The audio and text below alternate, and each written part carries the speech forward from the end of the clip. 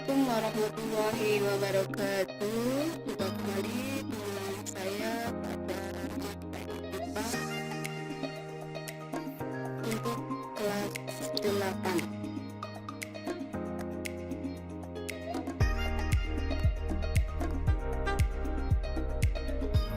Materi yang kita akan bahas adalah tentang cermin datar. Kalian sudah paham ya gaya cermin datar ya? Sebelum kita ke pembelajaran, kita mengetahui dulu tujuan pembelajaran kali ini adalah siswa bisa menggunakan konsep cermin datar dalam menyelesaikan permasalahan sehari-hari. Kalau kita lihat gambar ini, kenapa ya dalam cermin datar yang kita gunakan bayangannya kok itu tegak, nggak kebalik. Kemudian kalau tangan kanan yang kita taruh ya, maka bayangannya menjadi tangan kiri. Nanti kita akan bahas lebih lanjut tentang hal tersebut.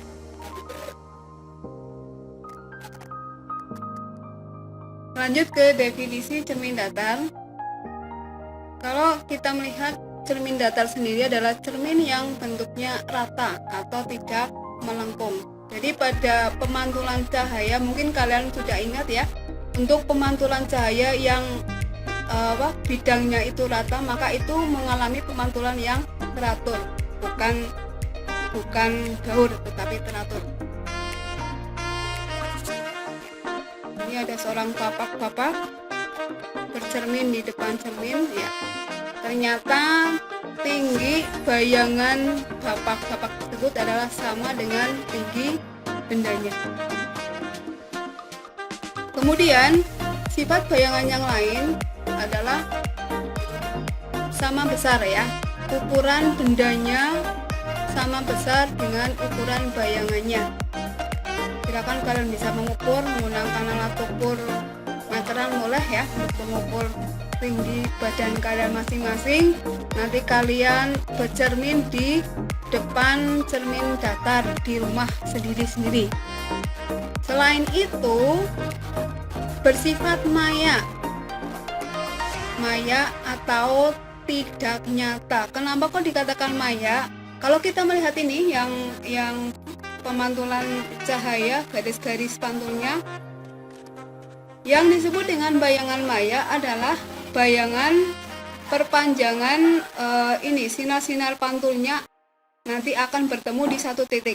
Ini misalkan kepalanya ya, berarti di titik atas bertemunya, lalu yang kakinya, yang di bawah itu kakinya, maka ini pertemuannya di sini ya.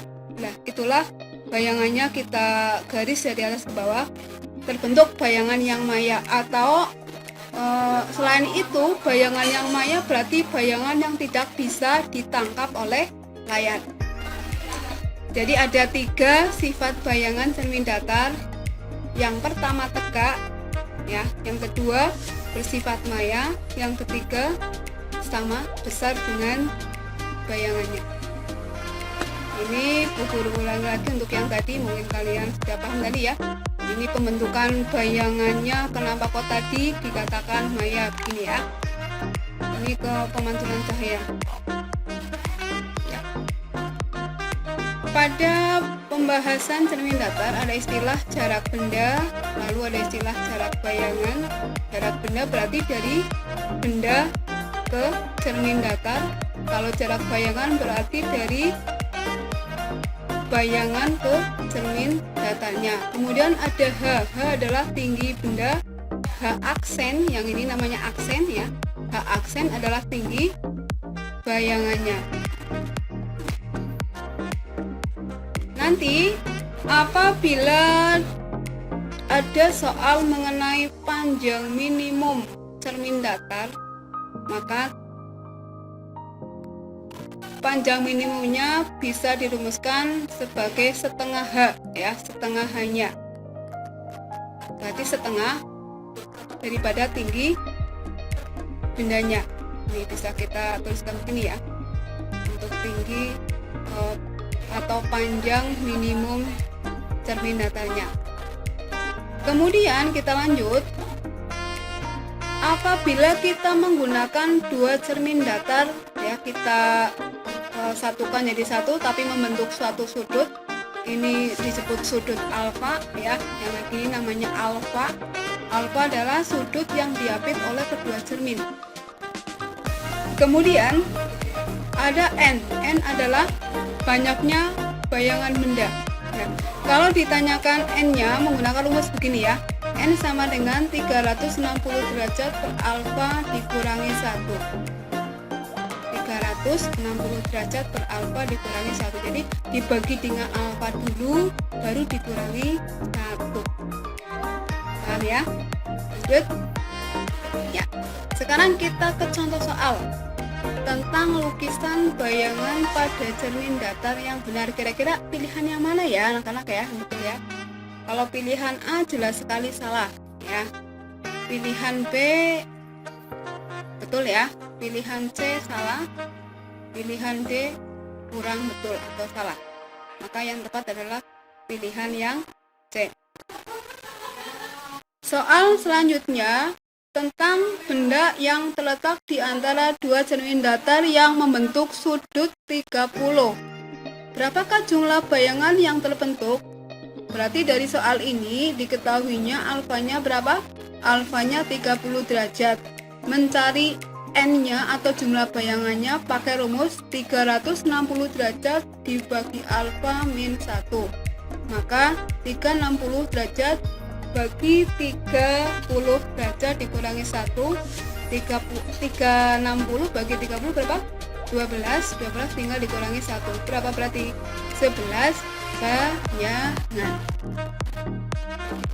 Kira-kira untuk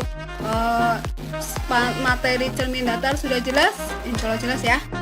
Ya, bisa kita simpulkan untuk pembelajaran kali ini. Kesimpulannya adalah bayangan pada cermin datar bersifat tegak, bersifat maya, dan bersifat sama besar. Demikian untuk pembelajaran kali ini, semoga berguna bagi kalian. Assalamualaikum warahmatullahi wabarakatuh.